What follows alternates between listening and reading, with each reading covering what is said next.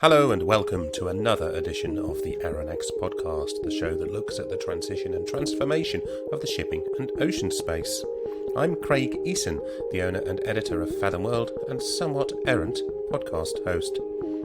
So hopping right in, and this week I'm going to be talking about e-methanol as a marine fuel, or the future of it.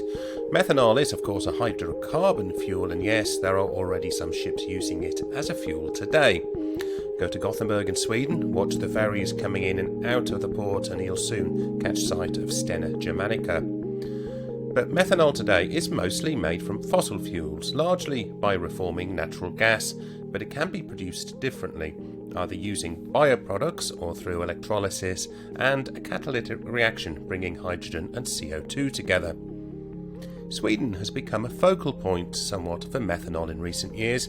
Not only is there the Lund University-led Fastwater project, which recently demonstrated how green methanol could be used to power a pilot boat for the Swedish Maritime Authority, and Stena taking part in a project that saw methanol formed from the CO2 captured from a steel plant in northern Sweden for the Stena Germanica. There are also companies like Carbon Recycling International, CRI, in Iceland, which was a partner in the Steel CO2 project with Stena.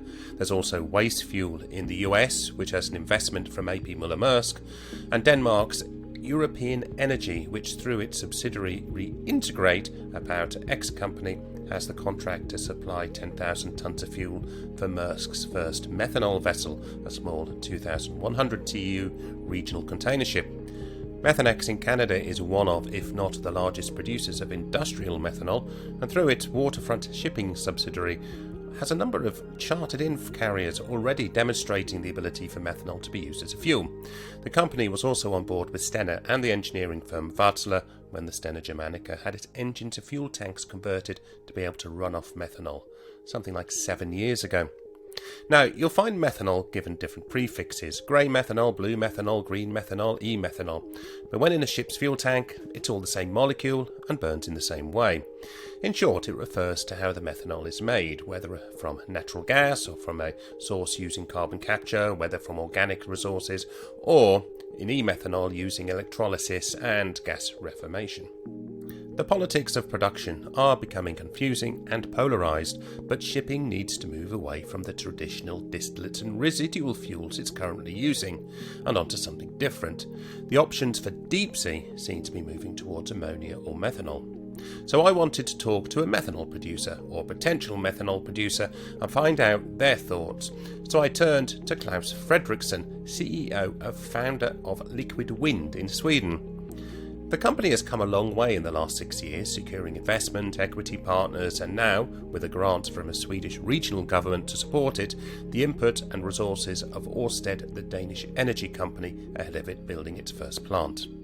Wind has plans to build a facility in northeast Sweden near a combined heat and power plant, from which it will capture and use the carbon dioxide from the plant's emissions and feed it into a catalytic methanol synthesizer along with hydrogen, the hydrogen being made through the electrolysis of water using renewable electricity which has come from onshore wind. This project is what Wind is calling the Flagship 1 project, and it is into this project that Ørsted has taken a 45% stake. But I started by asking Claes about the initial seeds of interest looking at e-methanol, particularly as a marine fuel. We could easily see back in 2015 that this was the future, right? No, jokes aside, why did we do this? It's because I have been in the clean tech space, as it's called, since 2003. I started working with hydrogen purification in Canada, selling solutions to the Japanese market and actually the South American market back in the days. And then I've been in clean tech ever since. And what I've been looking for is a solution to the CO2 issue. I'm not sure it's a problem, but it's an issue. We need to reuse the CO2 in a clever way.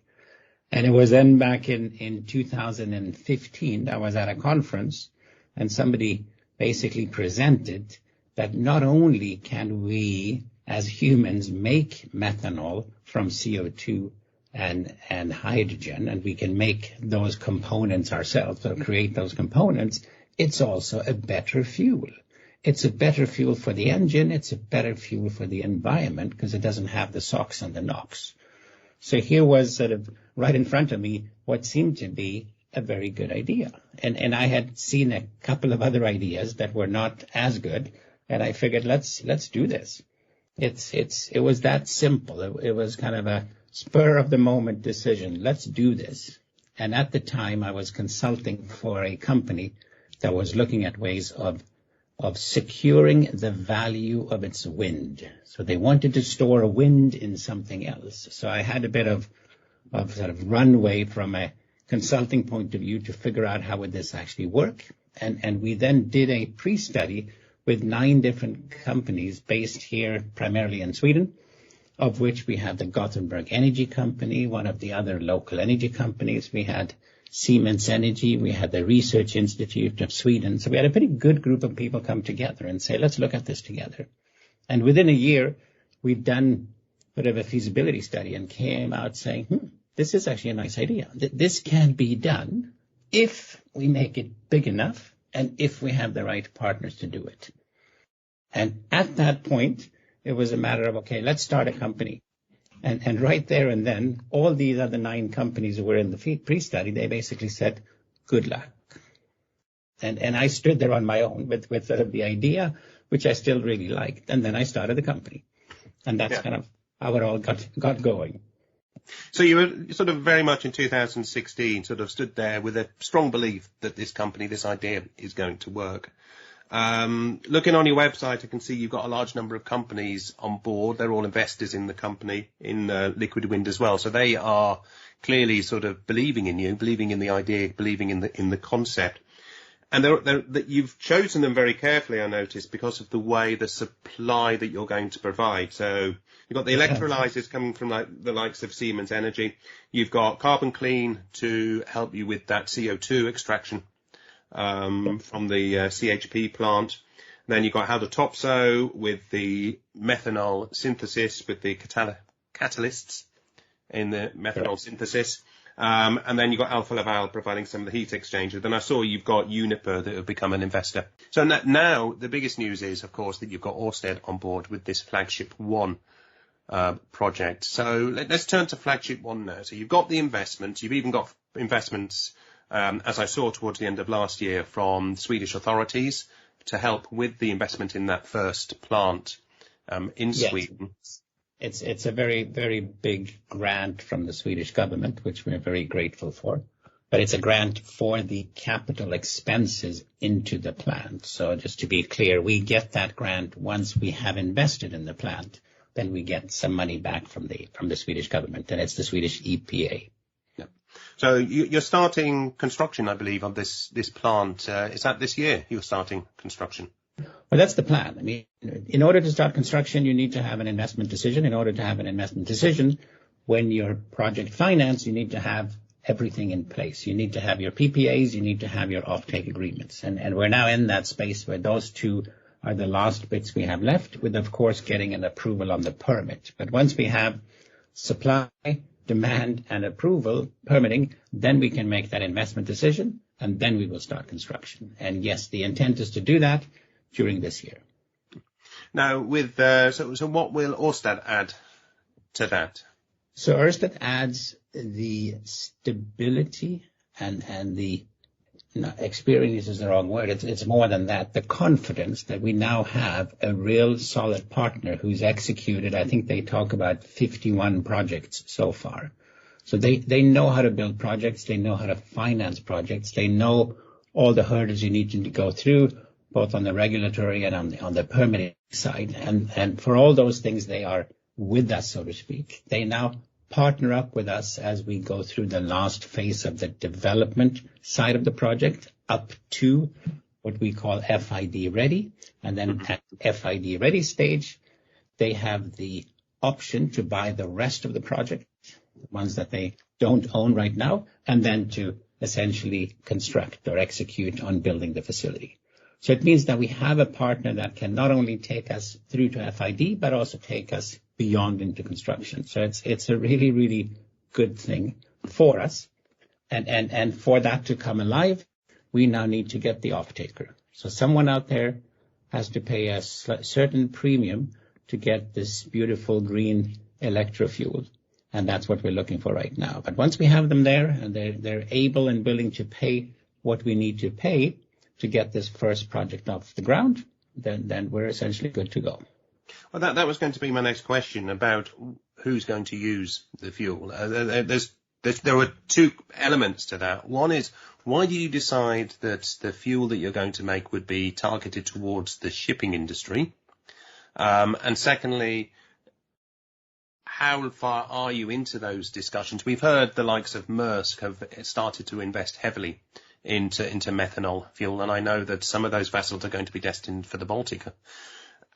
How are you in those discussions, not necessarily with Maersk, I'm not saying you're talking to Maersk, but how far are you in those discussions generally with the shipping industry to secure their commitment to e-methanol as a fuel?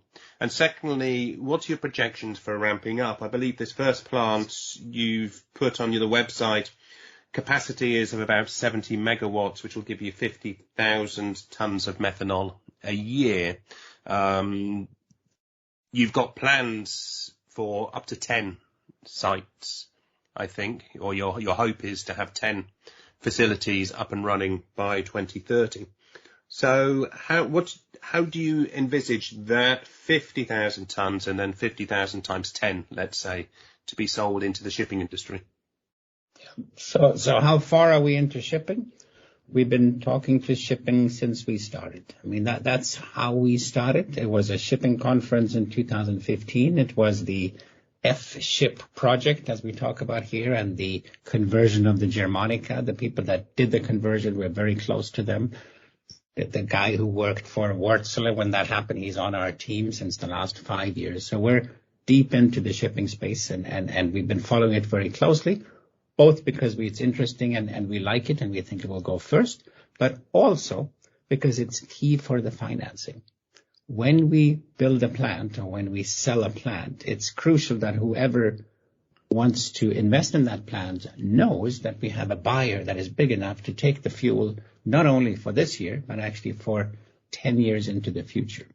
And the shipping industry is one of the very few that we could identify that has the capacity to buy essentially 500,000 tons of fuel in one shot. We're not going to deliver in one shot, but you need to be able to make that commitment. And you did mention Maersk. I mean, they have shown that they are willing to put their money where their mouth is and to go ahead and order 12 ships. And I think that's been hugely helpful for the industry, that now it's beginning to happen. So the ship orders are coming, the engine manufacturers are ready to deliver their engines.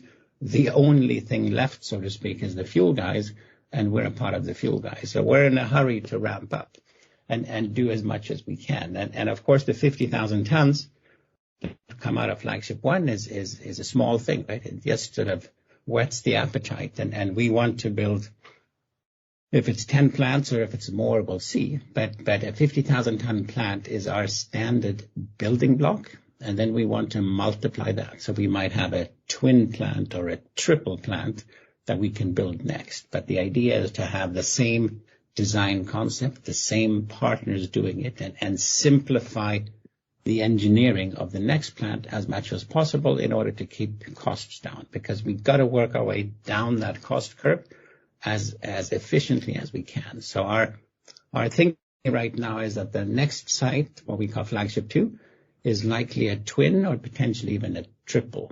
And it will also be in Sweden, and it will be a very similar setup as the one we have for Flagship 1.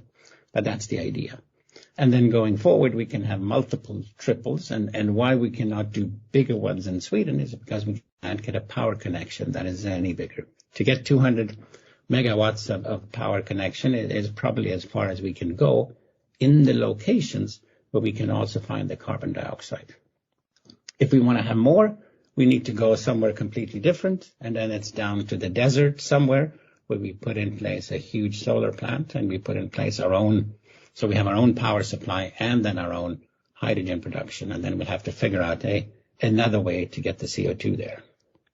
In terms of the shipping industry, there's a lot of debate about the fuels that are going to be opted for, and to some extent, it's become a discussion that's like it's either ammonia or it's going to be methanol. It's going to be one or the other. I don't like to think like that. I see it more as compatible with different elements. But I'm right in saying, though, that even though methanol emits a CO2 because it's using CO2 in its production, it's neutral, or it's kind of carbon neutral in terms of its overall footprint. But the other very positive thing is it's already able to be used on a ship. It doesn't need a complete new redesign of the ships in the way that ammonia does it? So, and the Germanica, the Stena vessel, Stena Germanica, proved that as being the case. But there are some other issues with methanol as a fuel in terms of safety aspects. But that must be a very, very positive thing that you go out there and sell it about the ability for methanol to be used almost immediately.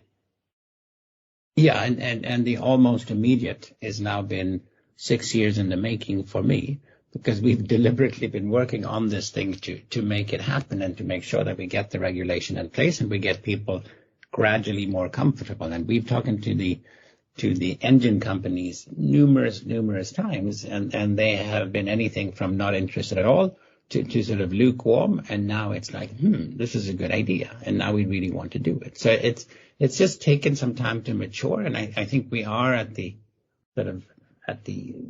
tipping point we talked about yesterday. We had our advisory board yesterday, that we are at the tipping point. People not only want to do it, there's also the equipment now to do it. The only little thing left is that we need to get over that green premium hurdle.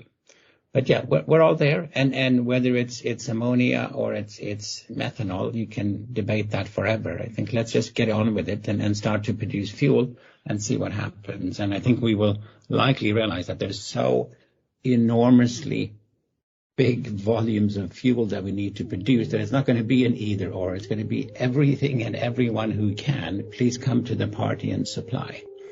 Because, the targets are that we need to deliver about 30 million tons of fuel by 2030. And that's the Maersk McKinley Center sort of estimate if we're going to be on a target to reach our 2050 goals. And 30 million tons is just like phenomenally much. We think if we push the very, very hardest we can, we might be at 2.5 million tons from liquid wind. And then there's still, whatever that is, 12 times that left that somebody else has to do. So please go and do whatever you can, and let's get this thing going, because the problem is so huge. This is the Aronnax podcast, the podcast about the transformation of the shipping and ocean space. So that was Claes Fredriksson from Liquid Wind, the Swedish e-methanol producer, which has just secured Ørsted, the Danish energy company, as a partner. But Liquid Wind was not the only company making the news last week. Elsewhere in the industries, Waste Fuel announced its plans to produce methanol for shipping. The US-based company has AP Møller-Mærsk as a stakeholder. The Danish liner now ordering a fleet of 16,000 TEU container ships that will be fueled by methanol. Hydrogen developments are also happening. Shell has been looking at building a hydrogen production facility in the port of Rotterdam with a capacity of about 200 megawatts of green hydrogen. While no final decision has been made, it has brought in German engineers Tyson Krupp to help. Norway's Techo 2030 announced that it is developing fuel cells and has teamed up with GHGs with an MOU. The two companies assure us that the MOU will commit them to getting green hydrogen from GHGs and developing a complete hydrogen value chain. And in other news, US class society ABS and South Korea's Hyundai Heavy Industries will work on an autonomous vessel project. There are reports that it's an LNG carrier that may be used as a demonstration vessel.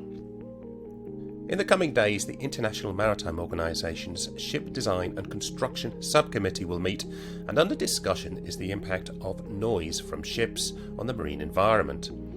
A set of guidelines written by the flag states and other representatives at the IMO in 2014 has largely been ignored, and it's widely believed in the scientific community that the noise of ships' engines and the cavitation from propellers is becoming a big problem. More details about these announcements and others can of course be found on the Fathom World website.